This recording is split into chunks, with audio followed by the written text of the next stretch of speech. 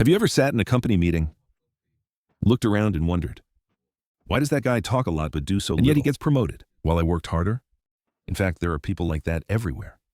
They talk well but perform poorly, yet somehow gain favor with the boss and are praised by colleagues.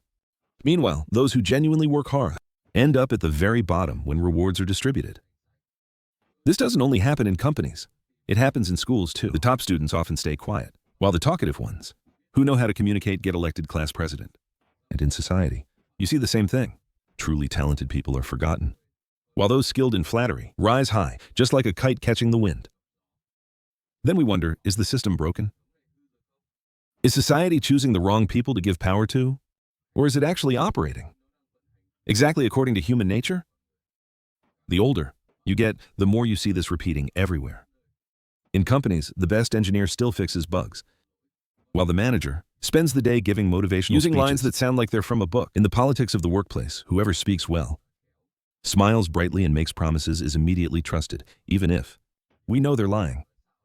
Yet hearing them speak brings comfort. The truth is, the system isn't broken. It operates exactly as it was programmed from the start, and that programming is human instinct. We don't choose the most competent people. We choose those who make us feel safest. From a young age, everyone is taught a sweet belief. If you try hard and are talented, you will be valued. Good grades get rewards. Good work earns promotions somewhere. Life is always fair. It sounds reasonable, but after working a few years, you realize that belief is only true in textbooks. In real life, it's different. The capable are not necessarily valued, while those who make others feel comfortable. Advance further. Society doesn't pick the best. It picks those who suit the emotions of the majority. It's like a reality TV show. Whoever is most loved wins, not necessarily who sings best. We like to believe that those in high positions deserve it. Because if we don't believe that, we feel insecure, as if the ship we're on has no one steering it.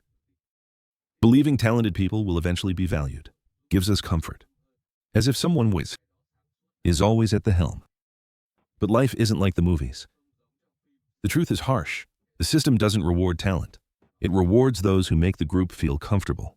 And that's why sometimes the highest position goes to the person who talks more than they work, while the truly capable sit below, typing away quietly and fixing the system, without anyone remembering their name. Over 2,000 years ago in Athens, Aristotle observed citizens voting and choosing leaders.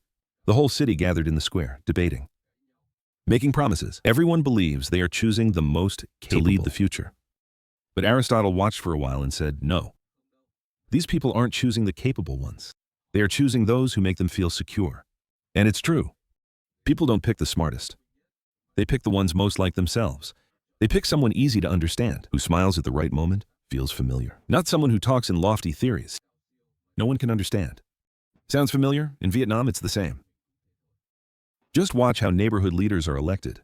Nobody picks the skilled engineer or strict teacher.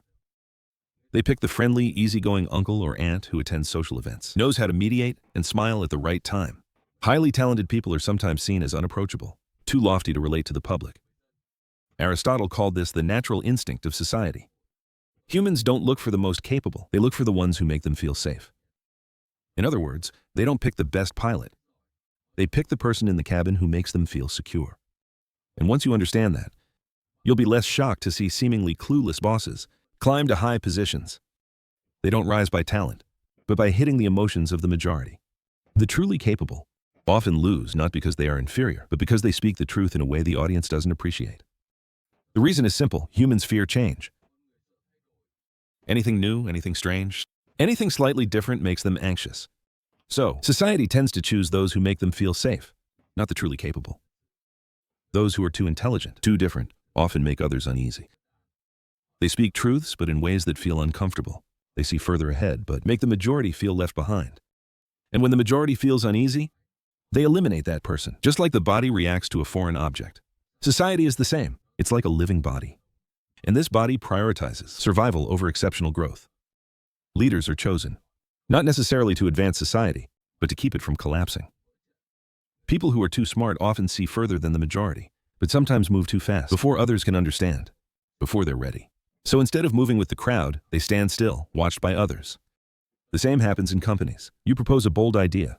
And the boss nods, sounds good, but never follows through. It's not that they dislike you, they fear risk. Even a small change makes them worry about losing their position, losing stability, or upsetting people. So they choose to stay still, to play it safe. And the safe person is always trusted more than the one pushing for change. Thus, society continues to choose comfort over capability. People who speak moderately, don't make others feel inferior, and avoid conflict, are like an ordinary cafe that stays busy simply because it's familiar. People aren't looking for excellence, they're looking for familiarity. Society is the same. It always chooses stability first, and only then considers wisdom. But what about the truly capable? They haven't disappeared, they're still there. They just choose to stay in the shadows, where they can focus on their work. For them, joy isn't in recognition, but in doing what they do best. They prefer producing real results to attending meetings, to present a strategic vision. They believe that if they perform well, everyone will notice. But unfortunately, in reality, everyone is busy watching the person speaking at the microphone.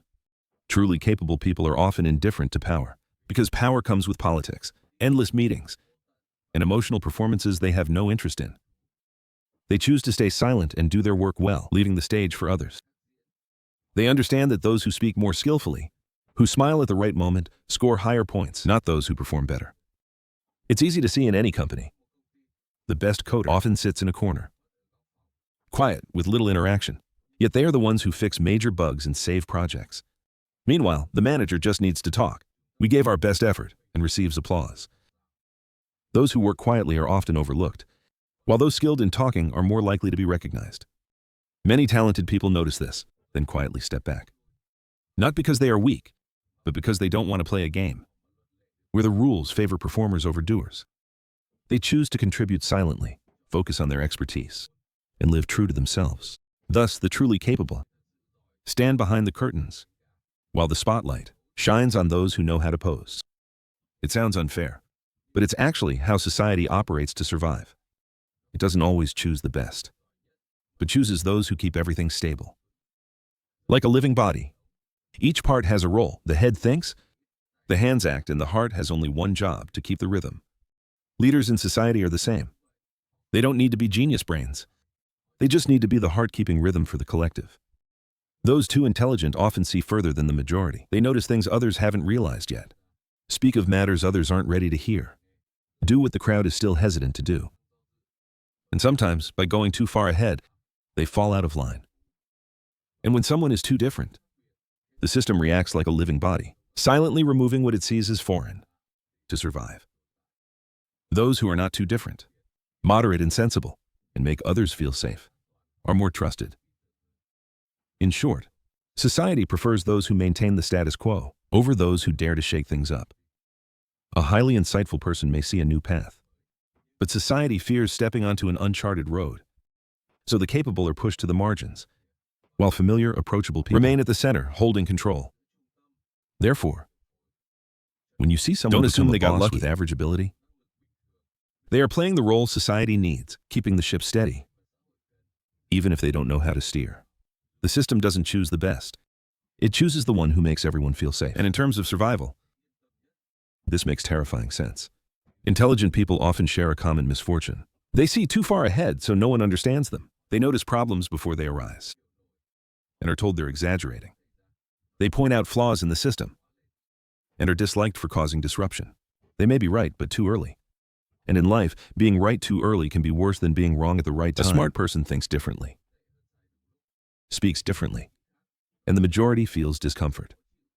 This discomfort isn't because they are wrong, but because they make others feel inferior. And people naturally fear that feeling. So instead of listening, they choose to eliminate. Gradually, those who are too capable, too deep, too real are filtered out from the crowd. Not because they are inferior, but because they don't move in sync with the majority. Look around any company. Those who speak honestly are labeled rude, inconsiderate, or tactless, while those who just agree, yes, you're right, are seen as knowing how to work with the boss. In society, anyone who dares to tell the truth is called unlucky. Those who speak pleasant words are praised as having positive energy. Alert. Intelligent people gradually learn to stay silent or step back, not because they are weak, but because they see it as not worth it. They don't want to waste time arguing with people who only want to hear what pleases them, nor do they want to join a game where rewards aren't for truth, but for satisfaction. Thus, truly capable people are pushed aside. While leadership roles go to those smart enough to make the crowd feel comfortable. The paradox is clear. The smarter you are, the easier it is to be misunderstood. The more sincere you are, the easier you are pushed aside. Not all intelligent people are eliminated. Some are both capable and able to be leaders. They just know how to tone down their intelligence. They understand that being right doesn't always make people like you, but speaking pleasantly will surely put people at ease. They are still capable, but they know how to play a role, just foolish enough not to scare others. These people really have high IQs. They know when to speak and when to stay silent. They don't flaunt their knowledge, nor try to prove they are smarter, but focus on making others feel respected. They know that leadership requires not just a brain, but ears to listen, a mouth to speak the right amount, and a face to smile at the right moment. This kind of leader isn't really acting. They know how to self-regulate. Like a chef, a skilled one knows that not every dish needs too many spices. A delicious dish preserves its original flavor. A good leader is the same. They know when to hold back some intelligence to keep people's trust. Notice that in companies, some bosses speak pleasantly, understand problems quickly, but never make others feel lectured. They don't need to win every argument. They just need to win people's trust. That's why they survive and even rise higher. Other intelligent people, because they are too honest and direct and don't bend to the majority, gradually step back from the game. Those who know how to balance, speak simply yet touch emotions, go further. So capable people who become bosses don't do it by trickery. They understand the rules of the game. By now you probably realize, sometimes those less competent as bosses aren't completely useless. They are simply the public face, standing on the stage, while the script has already been written backstage. In short, they are the lead actors in a film, but the director is someone else. In businesses, CEOs often give speeches, shake hands, and pose for photos, saying things that sound good. But behind them is a board of investors, shareholders, and advisors who make real decisions. In politics, it's the same. Presidents and prime ministers may stand in front of the podium, but behind them is the entire apparatus, invisible hands guiding every move. Even in small groups like clubs or work teams, it's the same. Leaders are often just people who talk well, keeping everyone happy. The real decisions are quietly made by a few, with power exercised behind the scenes. It may sound harsh, but it's true. Society needs safe faces to form the majority. A citizen, an employee, or an audience member needs someone to trust, to look at and feel that everything is okay. Whether things are truly okay is another matter. Let those in the shadows handle that. This trick isn't new. Aristotle observed it over 2,000 years ago. Leaders rarely have absolute power. They borrow power from the system, and the system always keeps the real power in its hands. Today, everything is just more sophisticated. Instead of meeting in the public square as before, they now meet in closed rooms with slides, PowerPoint, and quarterly profit charts. So next time you see a boss giving a speech that doesn't sound profound, or a politician speaking in circles yet still praised, don't be quick to get angry. Perhaps their mission was never to truly lead, but just to make everyone feel like there is a leader. In the end, we realize society never chooses the most capable person to lead, but the person most suitable to keep things stable. It may sound sad, but that's how it survives. Like a ship. The captain may not know every direction, but at least passengers feel safe sitting on board. As for those truly capable, it's not that they lose. They just don't want to play a game where the reward goes to those who perform rather than those who do. They choose silence, creating value and avoiding competition. That's why we rarely see them on stage. Yet the world still runs, thanks to them quietly working behind the scenes. So next time you see a boss passionately speaking on TV, or an incompetent person rise to a high position, don't be quick to judge. Maybe they're just playing their role in this social play. Everyone has a role. Some silently support the foundation, some keep the rhythm, some create resonance. And it's this balance that keeps the system running. The final question is not why fools become bosses, but who do you want to be in this play? The person on stage, applauded for speaking at the right moment? Or the one behind the scenes, less noticed but truly keeping everything from collapsing? No role is nobler than another. The difference is whether you know the role you play and whether you act for others or live genuinely for yourself. If the ideas in this video made you pause and think, please like and subscribe to Knowledge Station. Here we don't preach life lessons. We just try to understand it bit by bit. Every week, the channel will bring you new perspectives. So you can see that the world is far from simple. It turns out it's not that simple.